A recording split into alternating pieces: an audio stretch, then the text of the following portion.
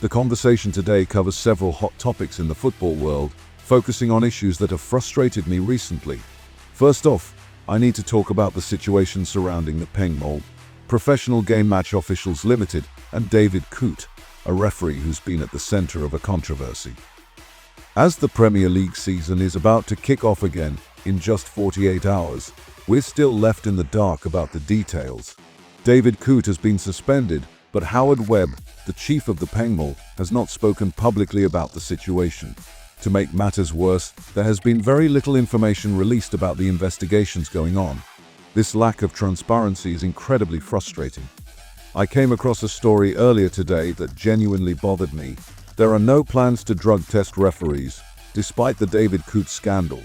This is particularly striking given that the previous head of the Pengmol had expressed concerns about the behavior of referees and had actually pushed for drug testing to be introduced. But now, after all the public controversy, it's being brushed under the carpet, and there seems to be no real push to address the issue. This silence and lack of action make things feel even more suspicious, and it frustrates me. There's a growing sense that the mainstream media isn't doing enough to push for accountability or transparency in these situations. They consistently downplay the idea that there might be corruption or cover-ups. I get it, it's not easy to invite the police into your house, especially if you're concerned they could plant something. But this is football, and when it comes to referees influencing the outcome of matches, surely we can't just sweep this under the rug. There are people, like UK anti-doping, who are trusted to handle these tests for athletes in many sports, so why can't they be trusted with referees? It's common sense. Referees should absolutely be subject to drug tests, especially in light of the scandals we've seen. It's essential for the integrity of the game. The way things are being handled, or rather, not being handled, leaves a lot to be desired. Instead of transparency, we're getting silence. This isn't helping anyone trust the process. It just makes everything seem like it's being hidden, which makes me suspicious. I'm not saying there's some grand conspiracy, but I definitely smell a rat. It doesn't help that the media seems to have lost interest in pushing for answers. This issue has essentially been dropped from the headlines, and that's just not good enough. Moving on, another big talking point is Pep Guardiola's new contract at Manchester City. Personally, I think this is great news for the Premier League as a whole. Pep staying at City for longer strengthens the competition. It's exciting to see one of the best managers in the world continuing to shape the league. But it's also making fans of rival clubs, especially Arsenal and Liverpool, wonder if they can ever compete with a City team that's been consistently dominant. For Arsenal fans, the news of Pep's contract renewal may feel a bit like a punch to the stomach. After all, Arsenal had a strong season last year, finishing just behind City, and many were hoping that with a bit more consistency, they could push City even further next season. But now with Pep staying for longer, it's hard not to wonder if the gap between City and everyone else will only widen. As a Manchester United fan, my initial reaction to Pep signing a new contract was one of frustration. It felt like another few years of domination for City were inevitable. But then I thought about it more. United is improving, we're building a solid squad and structure, and I've become more optimistic about our future. So, while I'd love to see City lose their edge, part of me now feels more excited about United's future, knowing that we're on the right track. It's a little like watching the Klitschko brothers dominate the heavyweight boxing scene.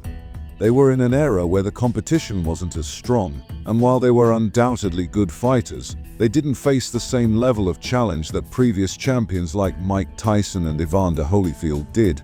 I feel the same way about Pep. When he leaves, the competition will probably be more intense, and that will be exciting for all the other teams. On a broader scale, this is great for the Premier League. Pep staying at City means more exciting football, more high-level competition, and ultimately, more drama for fans to enjoy. It's not just about titles, it's about seeing some of the best football in the world week in, week out. That's why it's such a big deal when someone like Pep stays. It gives City an edge over other clubs, and it challenges all the other teams to raise their game. But let's not forget the fact that Arsenal fans are worried about Pep staying doesn't mean they're going to give up.